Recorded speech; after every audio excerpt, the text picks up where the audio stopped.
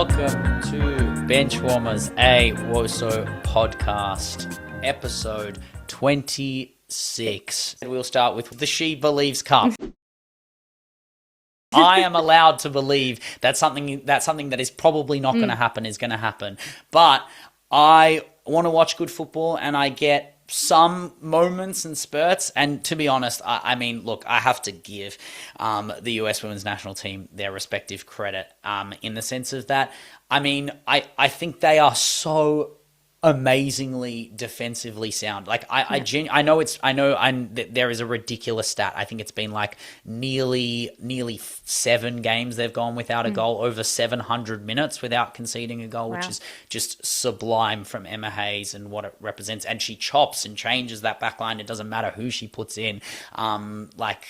They can put Sonnet in, they can put Giselle Thompson in, they can put Emily Fox in. It does not matter. But, I mean, we'll start with the first game, that Argentina game, which, I mean, had a little bit of spice in it, a little bit of anger and stress. Clearly, US women's national team fans who have never watched Argentina play football ever. Like, guys, this is how South Americans play football. It's dirty, it's ugly, it's miserly. And when they're not good enough, they resort to doing dangerous things. And this is what happens. Like this happens in the men's game as well. You guys just don't get to that point where you play Argentina's men's side where Rodrigo de Paul absolutely hacks the crap out of your players and you go, what the hell? It's ridiculous. And it's just part of the game. But yes, don't get me wrong, if I had loving feelings for Trinity Rodman, I also just wouldn't bring her on after like being what were they, like 2-0 up, 3-0 up? Like they didn't have to bring her on, but I understand bringing her on. But it was a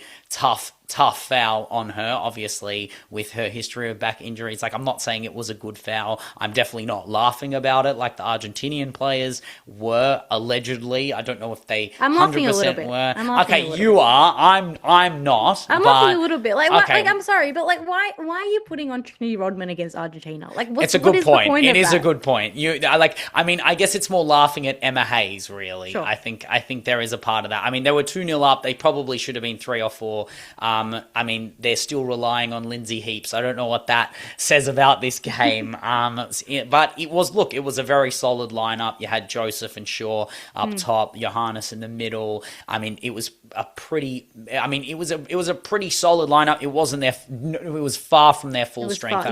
I mean, Dali and Giselle were the fullbacks. I mean, no Sonnet, no Fox, no Naya in goal. No one in goal. Like it's I mean, Dickie's great, but she's not the number one. No PT. No PTJ. That's what I meant to say. I mean bring out Naya again. I mean, how old is she anyway? She's not even that old. 34. Just bring her back out. Yeah, she'd be fine.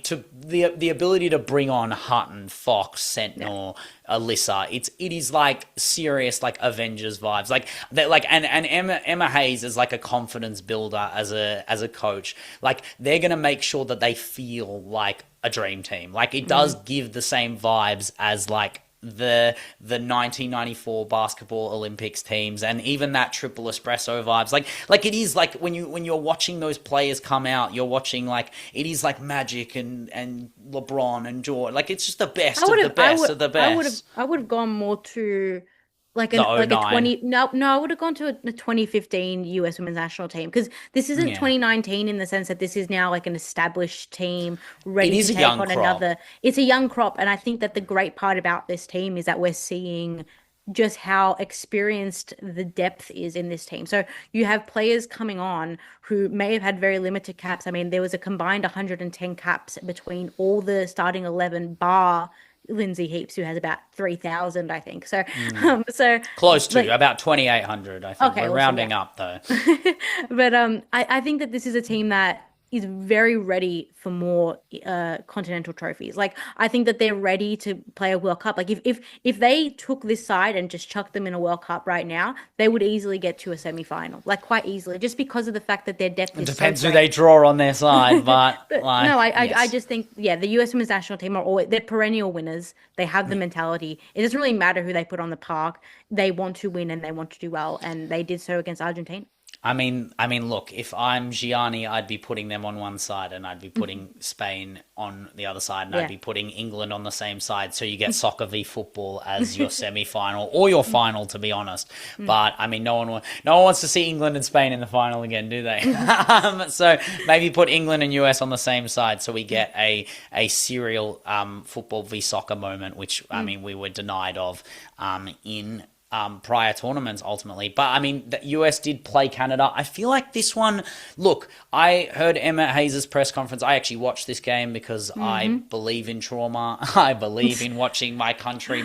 For anyone who doesn't know, I was born in Toronto, but watching my country lose the double in the hockey in the Winter Olympics and now watching them lose to the US in the soccer as well. Look, they were very good. They weren't as good as they were against Argentina. I feel like we did have a little bit of disrupt moments.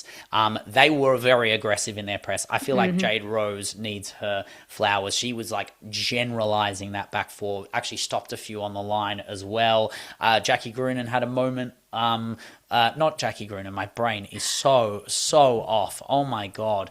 It was Prince. It was Prince, and then Hoytema had a moment late on in the game where we had a chance, but only one shot on target, which was our Simi Awujo taking a shot early on, which did get dealt with by Tullis Joyce. But Emily Sonnet, oh my God, she is so hard to break through. And then Sam Coffey in that further forward aggressive position. We just gave her too much respect. The same way we gave too much respect to Rose Lavelle, albeit Rose Lavelle was hitting her long shots a bit wayward, more wayward than I usually expect, but it was Ali Sentnor who ended up with the ability to deliver a final blow to us. Ultimately, once they got their goal, that was kind of it, really. And I'm hoping that the ability to bounce back against a team like Argentina will be able to get us into prime position for the final. Because is there a final? I thought it would just. Is it just? I don't think there's a final. I think so. It's We just come second. So we just come second. If we beat Argentina, we come second, and USA beats Colombia, which is probably expected. That would be a very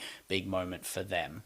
I think that, as I mentioned last podcast, this is the tournament for Ali Sentnor. This is the time that Ali Sentnor kind of bursts onto the scene. I think that she has been doing it in the NWSL for a while. She's also been doing it in the US for a while as well, for the last possibly 12 months. She's been doing very well. But I think she's a player that I don't necessarily think is, just because she's not a part of that original triple espresso, I don't think that the people outside of the US kind of look to Ali Sentnor as kind of being that next up and coming traditional striker.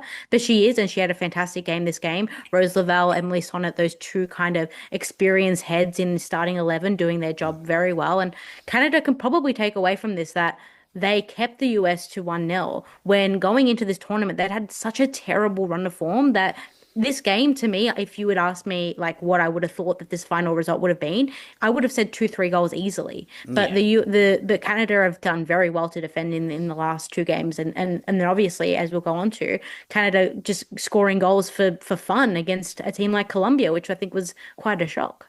100%. I mean, I do want to mention Gilles just having an amazing tournament. I mean, she was very good against the US, but was far greater against Colombia. Our ability to just create chances and then just dig out low percentage chances to put them in the back of the net was really good. I mean, look, it's different coming up against a Colombia without Myra Ramirez, the ability to nullify. If you're able to nullify the Linda Caicedo of it all, I think it does become an easier precedent to come up against them.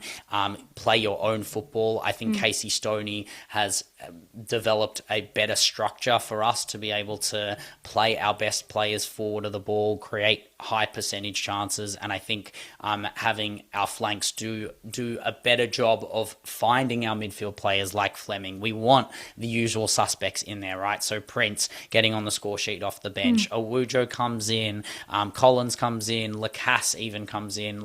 We need we need those players coming on and doing the impact stuff. And I think that just shows the power of a coach, is when your ability for your subs to impact the game is like crucial. I mean, look, even their goal was so late on, it was almost a consolation, but then even to get that last goal from Prince to make it 4-1 is fantastic. But I mean, I think all the credit has to go to Sonis and Gilles. I think those first 2 goals to put us deep in the game. Again, Sheridan's had 2 really good games. Even the game against the US, she was fantastic. Stopped a few shots from Alyssa Thompson. But again, it's different coming up against Pavi and Caicedo and Caracas and Guzman on those flanks to Giselle, to Thompson sisters. And like, it is a different precedent, but I'm so glad we did get that win against Colombia. And I don't know. I don't know if I'm disappointed in Colombia. Do I expect them to beat us? Kind of. I don't know why I didn't think we had this as a possibility to trounce all over them. But I mean, I think there is an ability for our back four to withstand, and a very good shot stopper in Sheridan to be able to make sure that even high percentage shots don't always find the back of the net. I think that you should also mention, like, this is a Olivia Smith-less Canada team. Sure. So this is a team that is also without arguably one of the most direct wingers in the world right now, especially in the top league. So even a direct 9 as well. Yeah, as well. Yeah, she can do anything. Yeah, she can do it all. But yeah, this is now a team that you're relying on someone like Jordan Heitema, who we've also mentioned when we were doing our NWSL watch, is not been in the most fantastic form, but puts on a Canada jersey, much like the rest of them. Red and white, like baby. Yeah, it's kind of like we're do back it for the Great White North. Sure. This sounds like something out of, like, I don't know, some sort of hockey, the gay hockey show. Oh Hoytama, mate. Oh Hoytama. No, but I think, this reminded me, that particular game reminded me a lot of 2022 Tokyo Olympics, just like going there and proving your worth in an international stage, if you like. But I don't know, I think Colombia, they responded to your game quite well, if not a bit, again, underwhelming against Argentina. I mean, like, Argentina is, like, you've said it before, just like completely different. Like, it's the biggest difference between their men's and their women's team. They're not a good team, and yet they've only shipped 3 goals in the last 2 matches against, like, arguably the two, not the 2 better teams. I think that they're 3 better teams, but 2 very good teams. Colombia, for one, being a team that usually scores goals and scores a lot of them. And I think Linda Caicedo had a particularly good game, but I think we have to give credit to the fact that, like, Argentina have rocked up to this tournament, not as underdogs, but still with that kind of mentality that they could just kind of disrupt rather than do anything. We can talk about Bonsegundo and a few of the moments that Argentina had in this game that were actually quite impressive, to be honest, in terms of withstanding the stress and then punishing the weaknesses that were in Colombia's backline, namely their channels between their centre halves and their fullbacks. But, I mean, this game was all about Linda Caicedo. I mean, the commentary was glazing the living hell out of, as they should, out of her, saying she's one of the best players in the world, and she just wasn't delivering the final blow the whole game. And then again, how many times have I said this? She flips the switch, Marta Award moment, has the ball at halfway, plays it to Caicedo's next in prime. It doesn't really matter who, but the ball gets played back to her, and then the confidence to absolutely chip the keeper like that is just absolutely sublime. This is what Caicedo does. I believe the move was assisted by Lucy Santos, who actually scored the penalty in the first game against Canada, even though it was the 1 goal consolation. But I mean, shout out to Argentina for putting a lot of pressure onto the Colombian defensive line. I think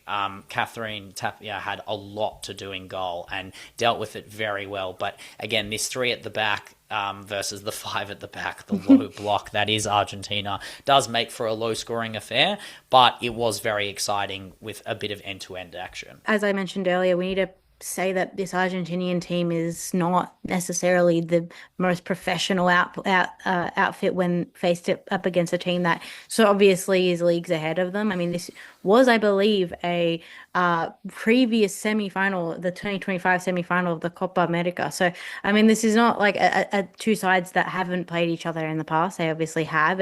And I think Colombia throughout this whole tournament have really underestimated their opposition. And thus it took a player like Linda Caicedo, who I think is not strictly a Colombian player. Like, this is a player that you could chuck in any team, that you could chuck in any formation, and she'll shine because she's just that. She's not a byproduct of the team around her, but she's usually the star of the team around her. So I didn't expect anything less than for Linda Caicedo to eventually show up in this tournament, whether it be this game or the game after the final game. But it was fantastic that she did it in the way that she did. She had some beautiful moments before her goal, but her goal was fantastically taken. And I think Argentina should probably leave this tournament when they play Canada, of course, with their heads held high, knowing that in the first 2 games they only shipped 3 goals, and that's fantastic. 100%. And there is one left, and it will be an interesting game ultimately for them to come up against Canada. If Canada can get that win, if they can stop Canada from finishing second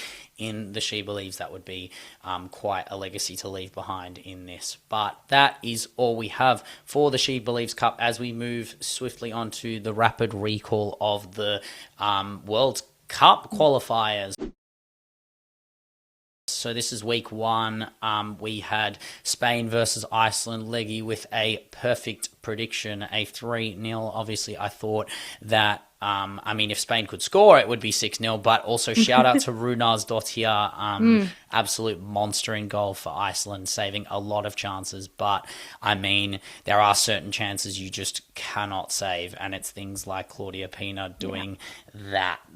This was actually kind of weird. She hit that ball near post for that strike, which was actually quite crazy. I was just expecting her to curl it into that far post, but I feel like everyone's got that down on lock now, so she's decided to go near and hit an absolute perler, and then not even to mention the touch and the finish for the second goal where the ball was pinged over to her by Ona Batier. It was just, sublime football. And then the third goal as well, Imade off the bench with Mariona absolutely teeing her up for an absolute smash with her head. And that is a sign of things to come. The depth, the crazy ability, the stature that is Imade in the middle. It's a presence that really La Roja have not had like that in a while, but or ever really. It's a different kind of archetype of player that they don't usually have.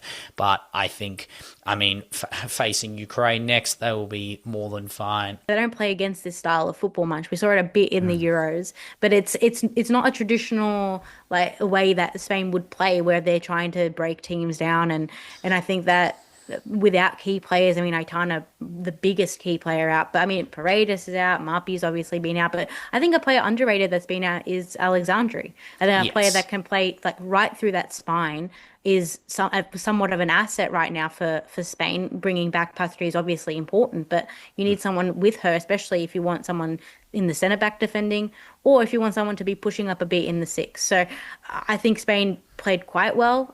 It'll be interesting to see what kind of impact Iceland will have in whatever group this is. I don't know what that will be, but I think that Spain will quite easily run through this World Cup qualifier quite easily. 100%. What did you think of Gabaro up front in this game? That was really interesting. I don't know what you thought about it, because I thought that, naturally, I would have probably wanted someone like a Selma, if we're looking at it, just to get more goals. But I was interested to kind of see what this new look Spain team that isn't just derived from the traditional players looks like, especially coming into the next World Cup. Yeah, 100%. And then Maria Mendes Cadena, it is like a makeshift. They do need more strikers. Yeah, 100%. But I think Imade off the bench, Fiamma off the bench, Jana as well. Having Sarah Jordi, Navarra, these are players that will be a part of it. But you're 100% right. Having the talismanic figure up the top, the one to ship the balls to. It is, relying on Pina and the ability for Vicky to do it. Vicky had a few chances. She probably should have scored with one of those headers, but still gets an assist. And that whole right side was setting up that entire left side. So you can't really complain. There isn't much to complain about if you are a La Roja fan, because this is what they do. They pack in teams and they provide little to no stress, to be honest. It's quite an easy watch. watch in comparison to watching Poland and Netherlands. Look, this game was crazy. What was only made more crazy by the comms. I'm gonna have to do a talk for this. Are you talking about the dub? The dub? I don't think it was a dub. I just think there was a Polish guy doing comms. Okay, so mine wasn't a Polish guy. Mine was dubbed in English. So that was interesting. No. I had Polish comms, and I swear to God, it's the closest reincarnation we've had to Tiziano Crudeli I've ever seen in my life. Like Pajor scores the opener, and it was like she had scored the last penalty in a fucking shootout. Like, it was insane. And then you didn't even know that Veal Berman had scored when she actually scored. If you were just blind, listening to the comms, you just have to watch the straight. Like, I don't know if it was a stream or like an extended highlights I was on. Like, it was absolutely insane, the lack of reaction to Berman scoring. There was a reaction for Jill Roord scoring a little bit, because it was like, it's a statement goal. It's a statement goal, like the low driven along the ground. Vilm set her up as well off the bench. It was seriously a good creation. I mean, again, in comparison to Verink, who was just like, they allowing the Polish players to get this barrage of shots at home. I mean, you don't want to allow Pajor in Gdansk to just like mobilize the fans, get them roaring, get them up and about. But it was that barrage of corners that led to Berman scrambling that ball into the net from a Jill Roord corner. They were 2-1 up after Jill Roord did strike from the Lynn Vilms assist. And then there was just chances going either way. So it was Kamshik with a chance that was set up by Pajor and Zinovits, but it was blocked by Vilms. And then Pajor heads it and hits the crossbar, and then Shemik denies Miedemar at the near post, and then a long shot by Achinska, which nearly is a Marta Award winner if that's on target. And then all of a sudden Pajor finds Kamshik. Kamshik plays this ball through, slices through 3 Dutch players like it's a piece of Gouda, and then Tomasiak takes it around Lisa Kopp and scores and equalizes, and the comms go absolutely mental. It's like a Champions League final equalizer, and then Kopp stops Pajor's chance to win the game, and you just think like the way the comms are screaming Ewa Pajor, Ewa Pajor, and it's just like you're just like I felt Polish for the first time in my entire life. But I mean, other than a chance by Jackie Grunen at the end of this game, which is what I was referring to earlier with that slip up, but that was kind of it. But it was a crazy 2-2. I don't know if I'm Verink, I feel like you've got to. This just was so reminiscent of the Dutch at the Euros, just being so easy to break down, so easy to take advantage of defensively. I don't know what happens when Caspi puts on the orange, but it is not the same Caspi. She was even wearing blue. It was even a blue orange. Yeah, it's not, but it's not sky blue. It ain't sky blue like that. I think that this game was quality if the quality was comedic. Like, I think that the best way to consume this game is to have the Benny Hill theme on the background, because there were shots. I've never seen so many shots go over the bar. Like, it's been boozling to me that so many players Viv and Pajor in a game, not on their day. Expect the ball going over the bar. It was fascinating to see just how many shots were off target and how many mistakes were made. Viv being quite literally the obvious mistake being made leading to a goal.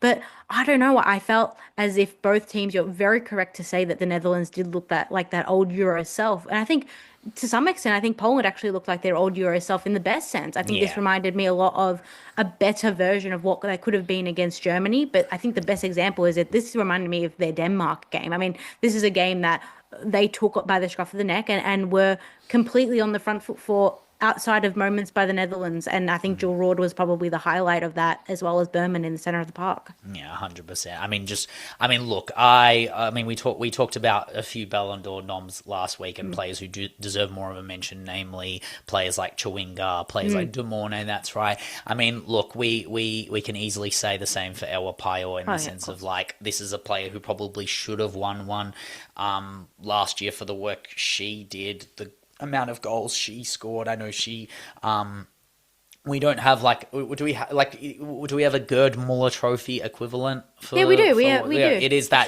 top goal. Yeah, it is that top goal scorer, but it is a different award. I still think it's called the Gerd Muller. It is just the Gerd Muller. It's the Gerd Muller. Yeah, fair enough. Whatever it's called, it doesn't matter. Like the way she took her chance for that first goal is just like a striker's finish. Like that is how you want them to absolutely nail the crap out of the ball. Like you want the air to leave the ball as you strike it. It was so good. It was so sweet.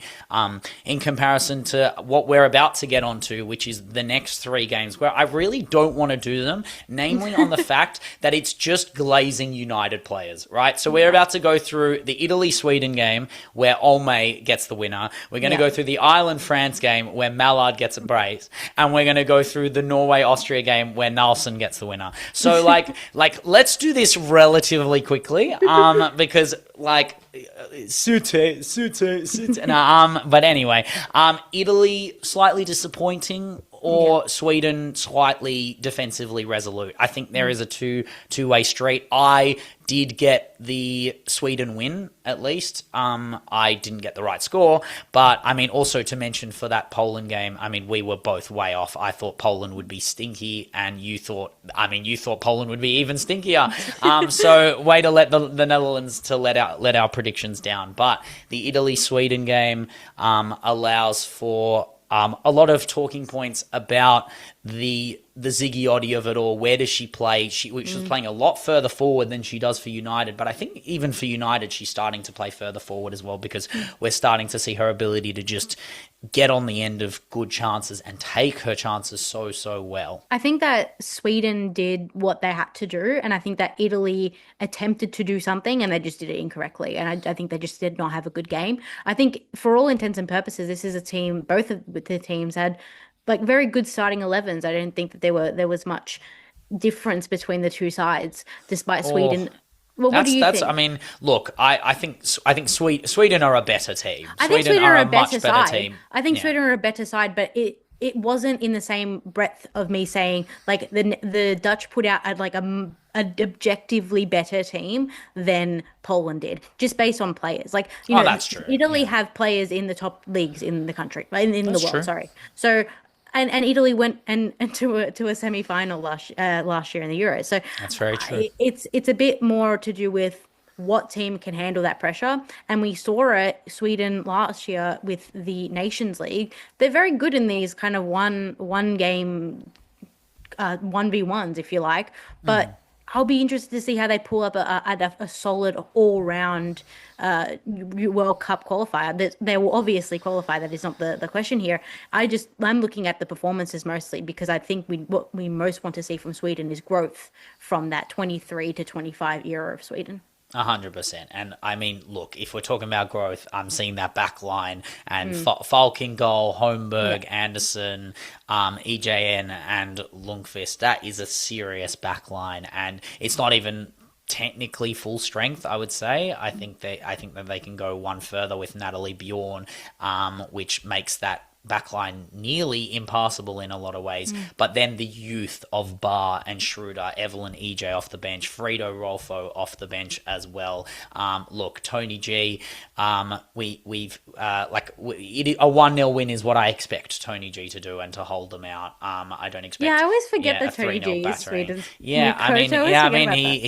did take that lateral step once he won the semi-final. I think after the Olympics failure, I think we all knew where he was going to go, and he was going to go back home. But I don't know. I feel like, there isn't a lot to take away from the Italy substitutions. I guess Beccari, Greggy, Dragoni, Girelli. These are good players to bring on, but if you're not going to affect the score outcome, I think it's just one to take on the chin and move to the next game. Hopefully they don't take it. I mean, again, it's the first game of the qualifiers. Eventually they will press on. I mean, I forgot who they have their next game. I believe it's Denmark, but that's not always an easy game. I mean, having to go up against the taliswoman that is Pernille Harder is not ever an easy game, but I expect them to have a better performance than they did here. In comparison to Ireland, who basically provided the best performance I think I've ever seen them do. I actually think they're really unlucky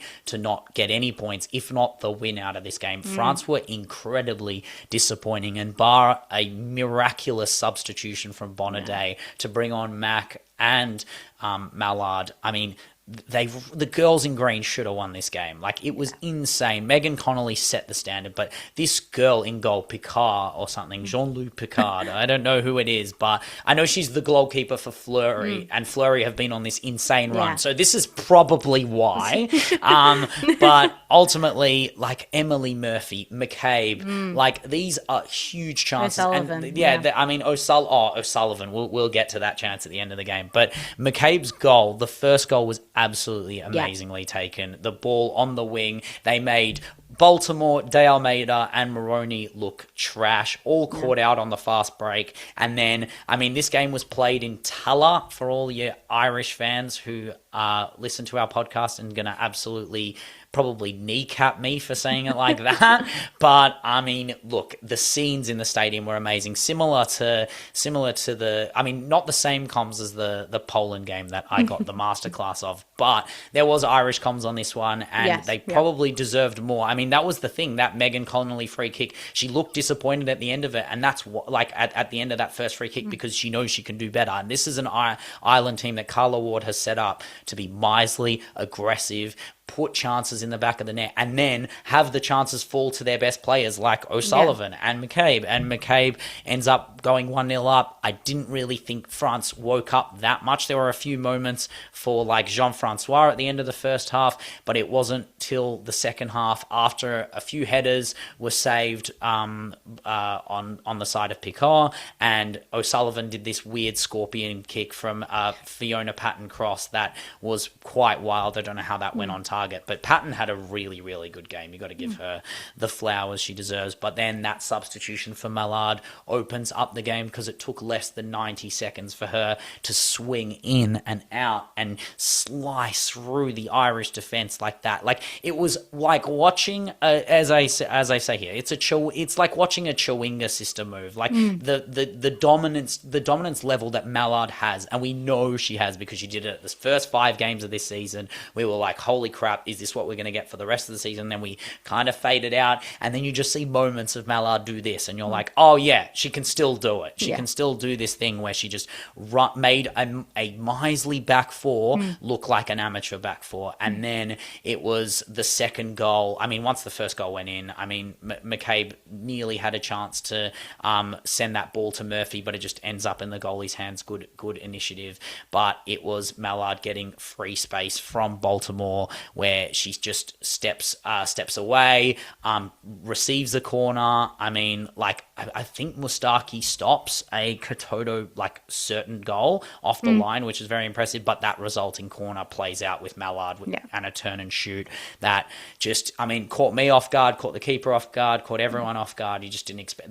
Those goals are the ones that kill the most, because it's just so against the run of play. And then I mean, there's a lot of arguments, if you're an Ireland fan, that Samora handball. I reckon it's a handball. I think it's a handball. It's tough to that gets given in every men's professional league. I hate this difference. It's like, I see it all the time. We see it all the time. It's like, oh, let's just be lenient for the sake of leniency. No, like, she used her arm, and no, there was absolutely no way that the part of her chest would have gotten on the end of the ball, because her arm was in front of her chest. And thus, the arm is the reason why that ball was deflected. I think in grassroots level, that's not a handball, but at the professional level, it is. Yeah. No and question this isn't about grassroots it. football. And it's not. It's professional football. And, like, I don't know, that shot there, look, I cannot speak with experience in any way of, like, what that reflex is. But, I mean, again, you get told as a referee, if that happens, specifically in WOSO, that is a reflex action in some ways. And reflex actions are taken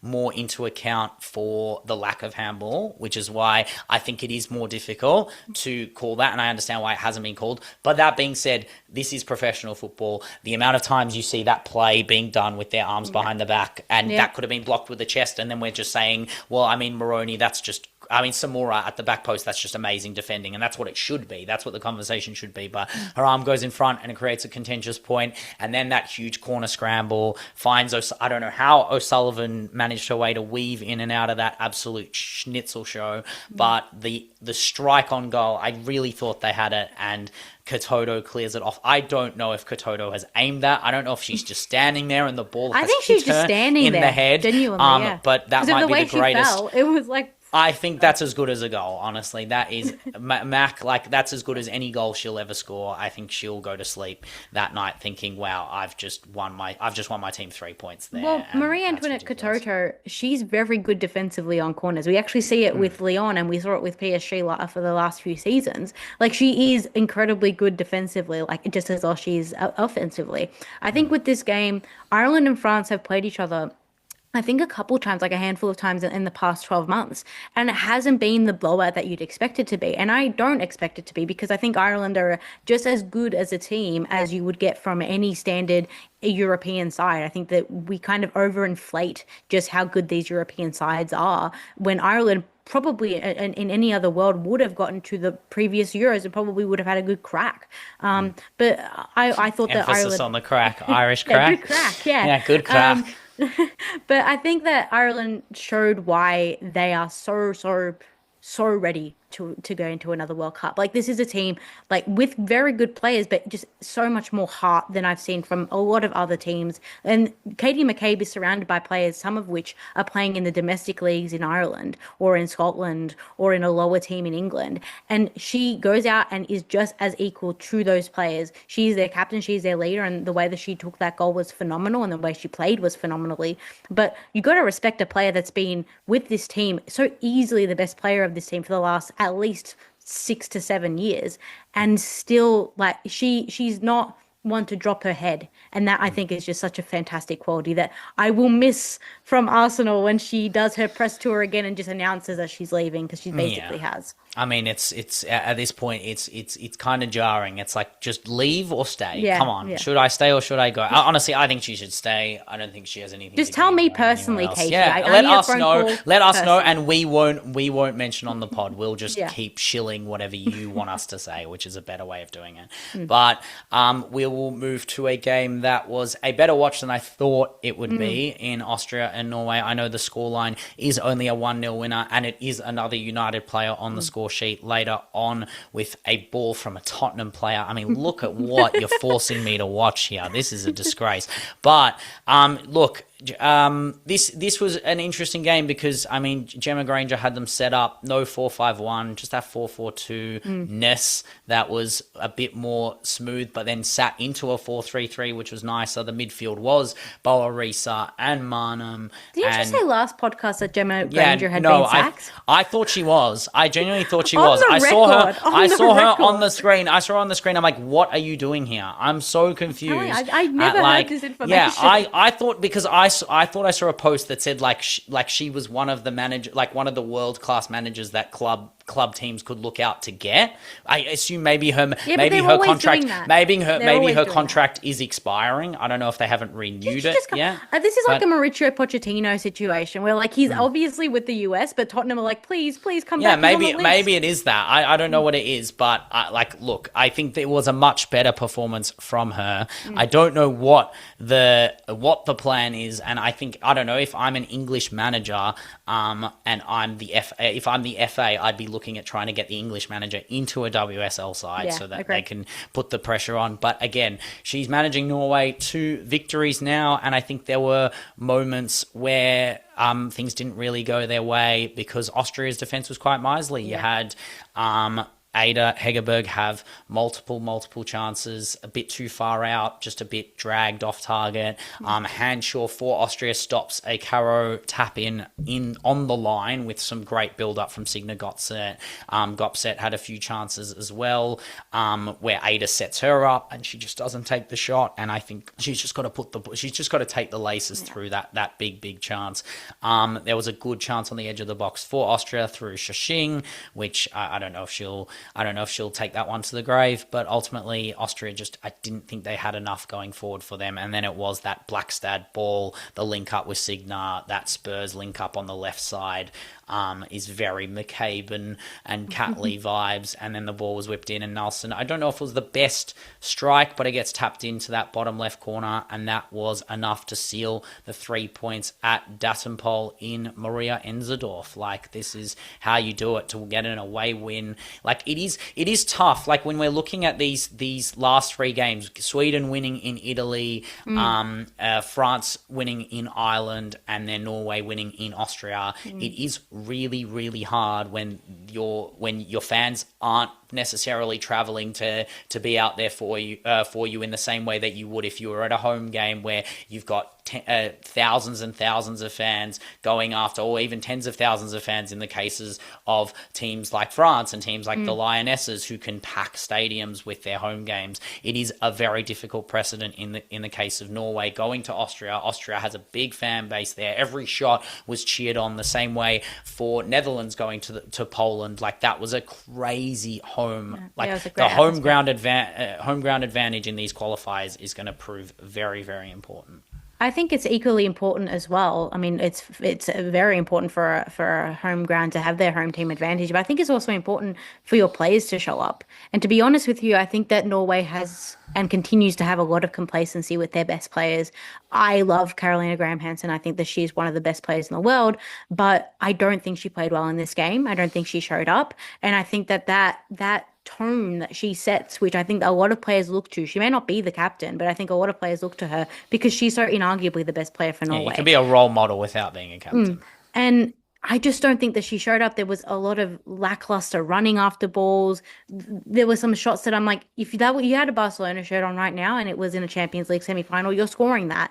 And I expect, and I think we both expect, the best players in the world to be able to transfer their quality on any stage at any level. And I think for Norway in particular, when the pressure is not on, these Norway players kind of just slip back into very lax and very casual football, when this Austria team were actively looking not only just to defend well, but offensively they played quite well as well. Yeah, I mean, I think you're even giving them a little bit of credit in the sense of, like, when the pressure's off. When the pressure was on against Italy, they had to do it as well. Like, they were 1-1. Yeah. They should have ended. Yeah. Like, I don't know. I predicted that tournament very, very, very well, and that I predicted them to win that game because I believed that Norway had all the vehicles, all the players, all the quality to get over the line, like against a team like Italy. But that was managerial as well. But also, your big players got to step up. And look, we saw Caro do it to Iceland, and we saw what she can do in a Norway top, and that should be the level. That should be the standard, right? That shouldn't be the magnum opus of her Norway career. And obviously she's been around for a bit longer and has been around amazing players. And it's not, I agree, it's not the golden generation of the Norwegians of the early 2000s, but these are the two, like, Mount Rushmore-esque players in Ada and Caro that will probably end up with ridiculous resumes at the end of their careers. And we're going to be looking at their national careers with a little bit of a bit of shade and a bit of night with it, which is a bit annoying. But again, if we're talking about, we were talking about a lot of home ground advantages. When games are played on neutral ground, it is a bit different. I mean, I wouldn't even say it's neutral ground at this point because it is very complex and contextual. But Ukraine did have to play in Turkey against England, a 6-1 affair. Braces for Park, Russo, and Georgia Stanway. We won't go through all the goals, but I mean, Alessia Russo's chop and finish for the first goal is sublime. I think the hit from Georgia Stanway for her second goal after the penalty was great, and I think Jess Park's second, basically Russo's first, Stanway's second, and Park's second goal were really sublime goals. I think Hempo's ball to Russo for the first goal, coming from the right side, you're welcome, Serena. That is all Andre Yeglert's ball right there. But the player I really want to shout out is Lossie Wabamoy. I feel like she just had so many those, like, inbound passes with her left foot, like pinging targets from like 15 to 25 yards away, are just mental stuff. Like, that is some serious, like, that's Leah Williamson leadership on the ball. And I think when Esme Morgan came on, I think there was a little bit of destability in that back line, and that is when Ukraine ended up scoring, when Esme ended up, like, not dealing with that corner very well, Yeah. and then Kalanina puts the ball in the net. I mean, it didn't take long for them to find another goal for the 3-1, but ultimately it is. And it was Esme Morgan passing it to Hempo to get the penalty for the 3-1. But it's just, it was too easy. It was routine. It was the best players doing the best stuff. But I mean, I didn't expect that ability from Lottie Wubben-Moy to be able to play from that deep and impact forward at least. It's about, I think, players playing right now, players playing in form. I mean, Lotta Wubben-Moy hasn't had this amount of time since probably like the 2022 or 2023 season. Like this is a player now that hasn't been playing much football and then all of a sudden started playing a lot of football and thus is in good form. I think that she grew into her form at Arsenal. I think that she's been one of our standout players, our most underrated players in the centre back right now. But I didn't expect how easily she'd fit into this England team, but it's a bit naive of me to think so because I think that she has quality and she's a player that for a while a lot of England fans and a lot of pundits in England have called for her to get more time. And Serena being Serena has been very staunch about not really changing that back line, but because of the injuries, because of game management, she's had to. And I think Lotta's come in and I think she's put herself in good stead to actually have a good chance of being, if not the starting centre back, which I don't believe she will be, but at least be the centre back that you most rely on if you need someone to come on, and also being a centre back to cover for someone like Millie Bright, this fantastic figure that was so overwhelmingly good in centre back for England. England need someone like that to kind of cover for the loss of Millie. 100%, and that will be the part they try to exploit when other teams go at them in 27 and in qualifiers beyond, but also the part that Serena will hamper on, and whether it's Jess Carter and Leah Williamson, whether it is Wubben-Moy and Williamson, whether it is Katie Reid that comes into the mix. We don't know the answers, but we will soon find out how Serena attacks them. I'll do a little bit of around the grounds because they were just a little bit interesting, because I saw Royce Benny, Sydney and co for the Swiss beat Northern Ireland in a 2-0 win, which was very impressive from the youngsters as a whole. And then you had some new blood in this 5-0 win for Germany over Slovenia. Leah Schuller also doing it, Dahlmann also doing it, but Larissa Mulhouse in the mix, scoring her first goal in Germany colours for the first time, with Eula Brand and Enderman also on the sheet as well. So look, the teams that we expect to get it done, getting it done, bar like the Dutch, I think, was the only prediction we had like super wrong. I mean, you got the Norway win and I had the 1-1 draw, so I got the one right, but you got the victory right. It was pretty close, but I think your 3-0 with Spain gets you to tip it over the edge. So I think you got the win there. We can move straight into WOSO around the grounds, let's call it that, where we have Robert Villaham's new Portland coach. I think that was the only major coaching change of recent, other than I believe Chelsea's new sporting director got announced as well. And I think someone had a vice coach. What are they called when they're not the coach, but they're assistant coach? Assistant coach. I think it was Everton's assistant coach has left the club as well. Has left? Okay. Is this a Sorensen stan, I guess, who's gone now? So. I think Maybe. So. But what do you think of the Villahams signing for Portland? Do you think they get fourth again? Is this a third again? Is this a semi-final bottle again? Ole, ole. I think Villahams has obviously had his own mark in the WSL with Tottenham, and that was not a very good end to that regime, if you like. I think Portland don't necessarily have distinctly different players to that Tottenham side. I think they have that traditional striker, they have some really good fullbacks, they have a good midfield, but it's very interesting. I'd have to see, mostly because going into the NWSL, it's kind of not like, say, a coach from a Spanish league going into a WSL team, because there's at least some difference there. Like, they're bringing something. Villahams and Portland, they're not necessarily two distinctly different styles of football. It's kind of how he manages this team around the likes of someone like Jessie Fleming, who I think will be pivotal in that midfield to driving Portland to success, as well as the return of Olivia Smith. So, no, not Olivia Smith. What's her name? Is it Olivia Smith? No, it's not Olivia Smith. What? Olivia Smith? The triple espresso girl. What's her name? Sophia Wilson? Sophia Smith. Yeah. So Yes. the return of Sophia Wilson, which will be Yes. incredibly important as she comes off maternity leave. Yes, 100%, and I think a lot of NWSL fans are excited for that. She did just get taken off the maternity list, so Yeah. I mean, get the goals ready for Portland, because I think they'll just have a completely different season to last season. They can be as miserly as they want defensively again, but it's about getting the goals back on the score sheet. For the Chelsea appointment, it is a man by the name of Phil Radley, who's spent a decade at FC Neuschland in Denmark, who's replacing Paul Green, the 13-year maestro behind basically all of Chelsea's trophy full seasons, which has been crazy for over a decade, nearly a decade and a half. But if he connects to Sonia, if Radley wants to work with Sonia, I think this is, I don't know, there's a lot been talking about it, whether it's Sonia's tenure or if Sonia's on the clock, if the jury's kind of out for her. But I think if you're Phil Radley, like, you'll want to be working with Sonia and developing a dynasty here and building, maybe not if it's this year, they're still in the Champions League, they're still going to go for it. But I mean, this is like the turn of the corner, and a few of their recent performances, specifically that cup performance against Tottenham, and not against Tottenham, the cup performance against United, and then they are going up against Tottenham in the quarterfinal of the FA Cup, will all be pivotal roles in them cementing their previously held success in domestic football, but then also building into European as a potential pedestal. With all TDs, you kind of have to see through the first window how they approach it. I think there was an obvious demand of players in the last window, and as such, Chelsea got one of, if not one of the best signings in the league in Ali Carpenter.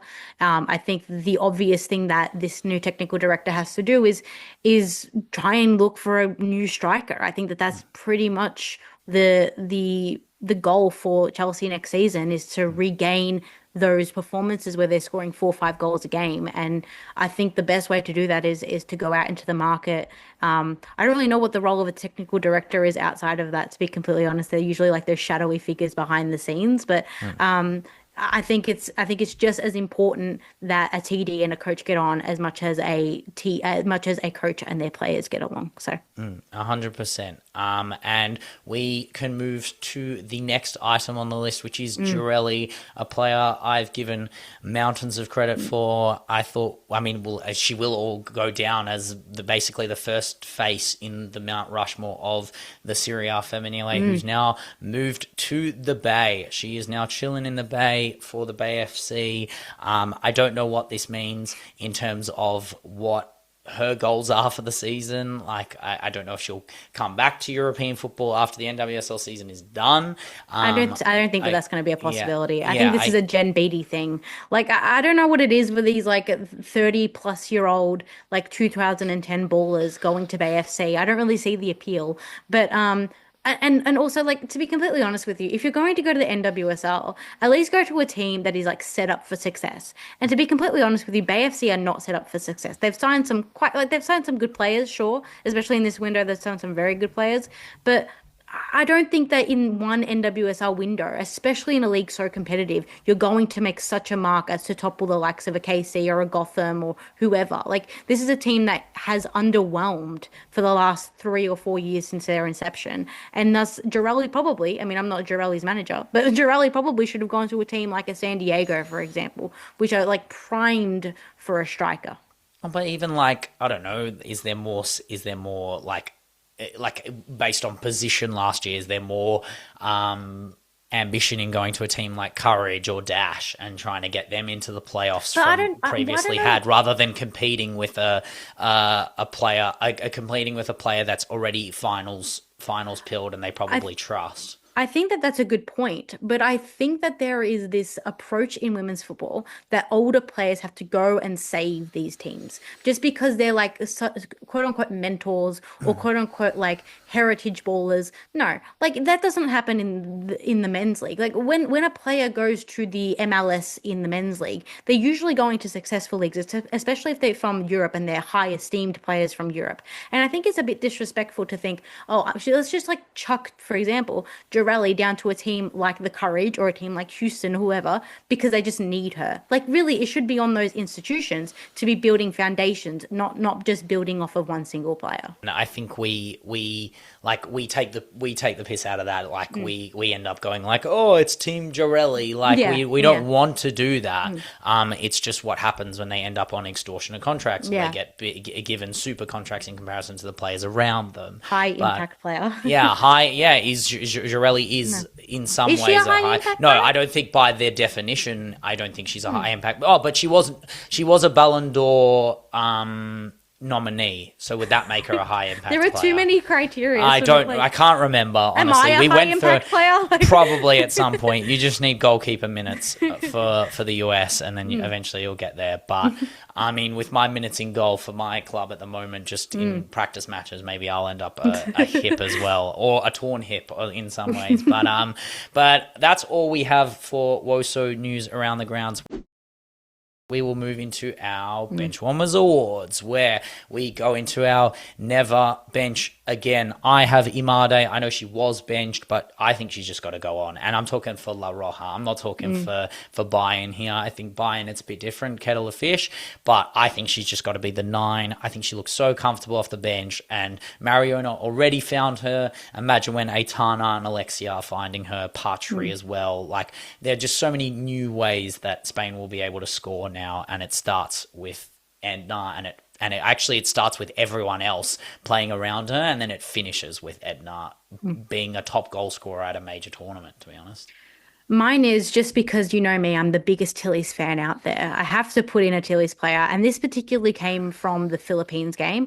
I think Mary Fowler is the answer for this Tillies team, and I think that having her in the starting 11, despite her relative fitness in comparison to the other midfielders, for example, like Claire Wheeler, is not as such, but Mary Fowler is just she is so irreplaceable in this midfield and in this forward line. I mean, she could play across the forward line. And there's a continuous debate as to whether she's a 10 or a winger. I think in this system she's a 10 because there is just no 10 to fill that spot. And when she played and came on against the Philippines, outside of, obviously, as we mentioned, a fantastic Claire Wheeler performance, Mary Fowler was the standout player, and she can never be benched again if this Tillies team want to win this tournament. 100%. I couldn't agree more. It is a different kind of 10 when you're playing EVE. Like, it's just such a pragmatic team in comparison to the creativity and the idealism that Mary brings. The technique that she has, the audaciousness, it's fantastic. And she just keeps the ball low, never thinks she's going to fluff it. It's a different style.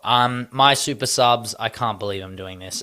Mallard and Caicedo, the two Frenchies. One is a United player. What have my life come to? It's okay, you're doing the leggy curse. It's fine. Yeah, I guess. But the first goal was class. The second goal was a bit of brilliance. And then that goal line save from Caicedo is just that is super sub performances right there. That is subs affecting the game to every end. And I mean, they killed the Irish off nearly double-handedly. It's pretty crazy. My super sub comes from India with Sanfida Nongram.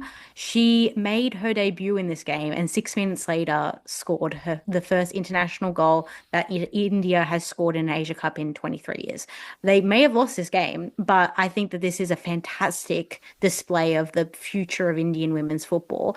And if they're anything like Sanfida is, I mean, like, I don't see why this team can't go on in future tournaments to be like just an establishment in this cup. I mean, that's totally she's fair. only 20. It's fantastic. Yeah, no, it's crazy, and it only begins now, and this tournament is nowhere near done for them. They've got one more game, and they can implant some more history in this third match day. My come on the pod, I mean, we've done it again. We have like I'm really in the Olympic spirit. We've got a top 3 here. So, I mean, the bronze medal will go to Katrina Gorry for her new like swimwear lineup. I don't know out of context, that sounds so terrible. It was just so interesting. Basically, if someone wants to wear Katrina Gorry's baby's face on their swimwear, that's the way to you should be on a list potentially. Yeah, I think that's the issue. I think it's the Harper. Maybe it's the Harper Gorry. It should be Harper Gorry. Come on the pod. We want to save you. Yeah, we want to save you. Yeah, I mean, that's the way to put it exactly. Silver medal will go to Carly Lloyd for her like pseudo defense of like I don't know, is it freedom of speech, freedom of ideology? I don't know if she was playing UN. I don't know what was going on. But she's on a lineup for... Is it the US men's national? Maybe it's the men's game. But it was her alongside Alexi Lalas, and there was a lot of criticisms based on the things Alexi Lalas has said, rightfully so. But she was kind of running defense for, like, I guess herself, but also the ability of her to make this about strictly football, I guess.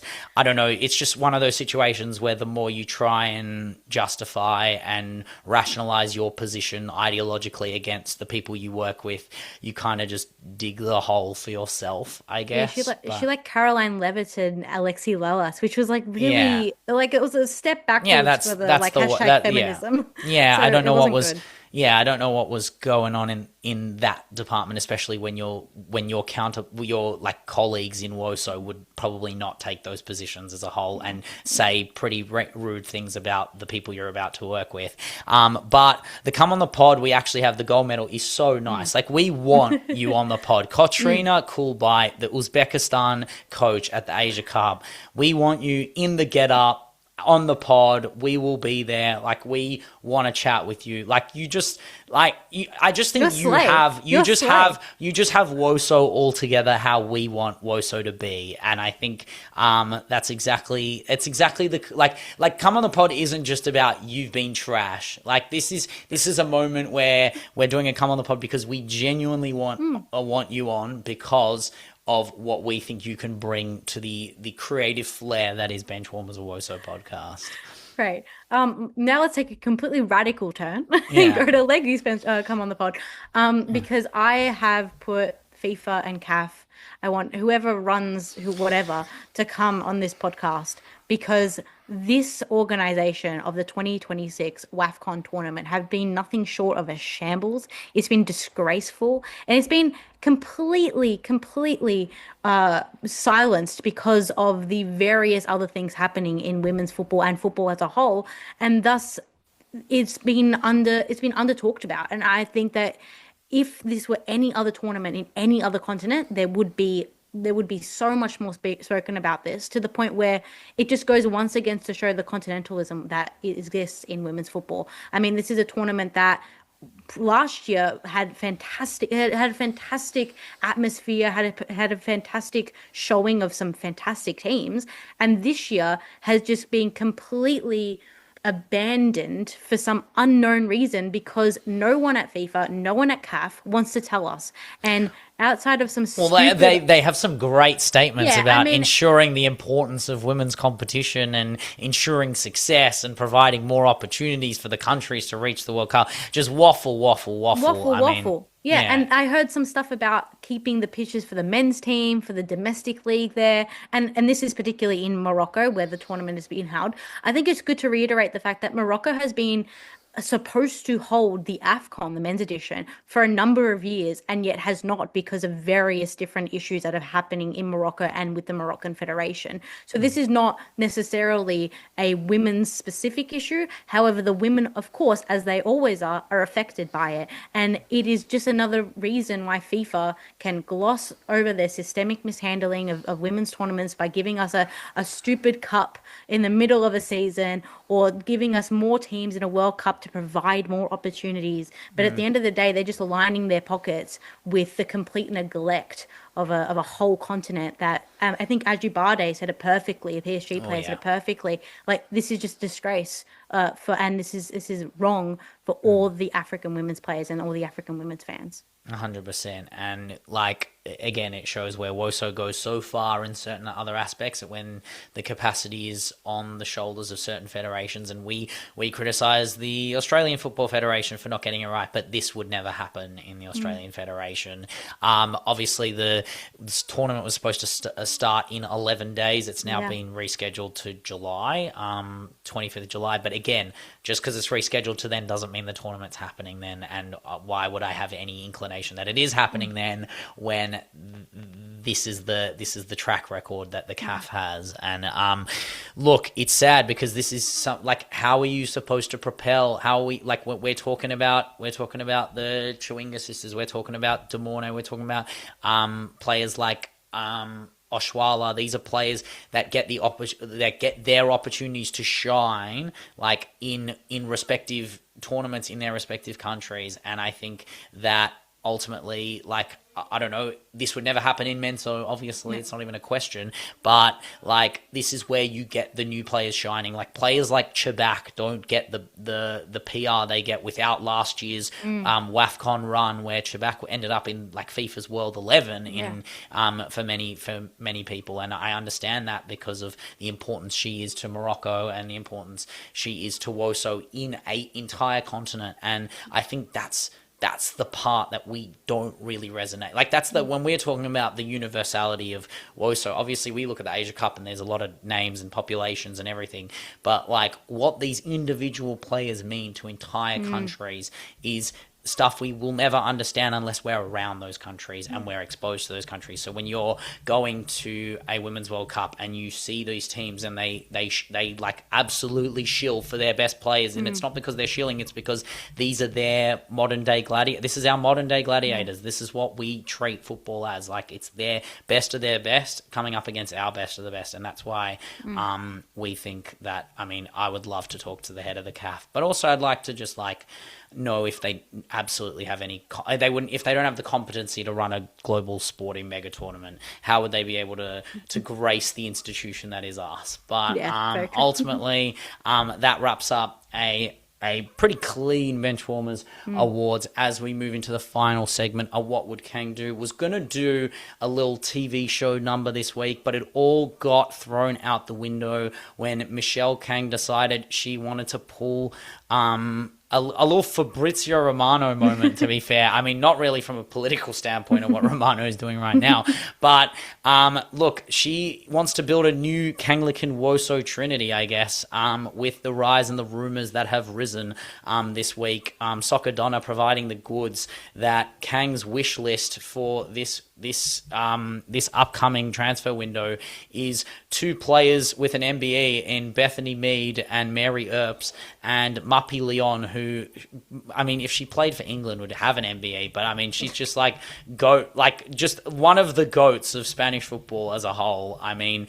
these are 3 players, not, I don't know if they're past their prime, but like, I mean, on the way down, potentially out of contract, all rumored to not be joining Lyon, not to be joining Spirit, but all to be joining LCL, which means, I mean, if I'm Elena Lette, if I'm Freya Godfrey, or I'm any of the centre halves, I'd be looking at my position in the team. I mean, if I'm Sangare, I think I'm fine. But if I'm Saki or Lana Kennedy or whoever they put as the second centre half with Sangare, I think Sangare would love to learn from Muppy, so have Sangare on the right and Muppy on the left. But I don't know, if I'm Freya Godfrey, I'd be moving out, give Beth Mead the space unless you want to play on the other side. And then Mary Earps, I mean, if you're Elena Lette, I think you've been hard done by. I mean, she's a fantastic keeper. Not a bad keeper at all, but she might get sold in the process. I don't know if she goes the other way to the PSG deal, but I think PSG will end up wanting a French goalkeeper, I reckon. Do you think that this is partly Kang inflating the market, as we know she does, but also potentially other teams, and I'm not trying to be a conspiracy theorist here, but potentially other teams putting forward to the likes of Soccer being probably the most esteemed rumor mill of transfers, to put their players up for the market, to put them at a higher rate? Because, for example, someone like Mappy Leon, I wouldn't think that she'd leave Barcelona for a very easy price. I would have thought that Barcelona would try to negotiate a higher price, as to the fact that Barcelona are a team that want money, basically.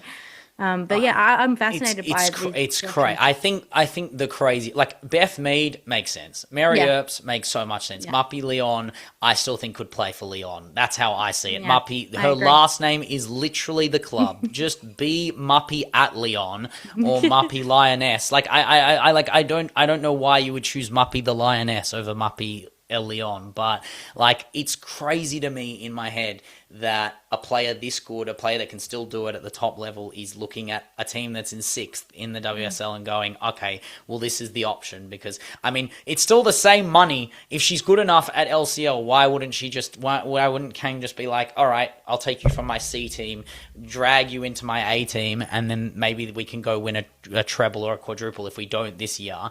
But even if they do win the quad this year without her, maybe they just see it as, let's just make Barca worse. Let's just like use my money to weaken my opposition, put them in my other team, and then eventually they steal enough players that Lyon are just pound for pound better than Barcelona in a lot of ways. Whereas like the young Mead of it all and the young Mary Earps trades, like they are more, I guess, like changing of the guard. It's like the 30-year-old signings. It's no different to what they've done. They're just higher profile players. I still think there's a lot of juice to squeeze out of Beth Mead's career. And why not do it in an LCL top where there's less pressure on her, I guess. That being said, I still think she can do it for Arsenal. She's still doing it for Arsenal the same way Mary Earps is still doing it for PSG. But I think Mary Earps makes the most sense of those three signings. But I mean, I will finish with a Kang limerick I wrote. I mean, there's no reason to sing when it isn't a singing episode, but basically I thought this was poetic of what Kang sees the vision of this holy trinity and how it would settle into their current 11.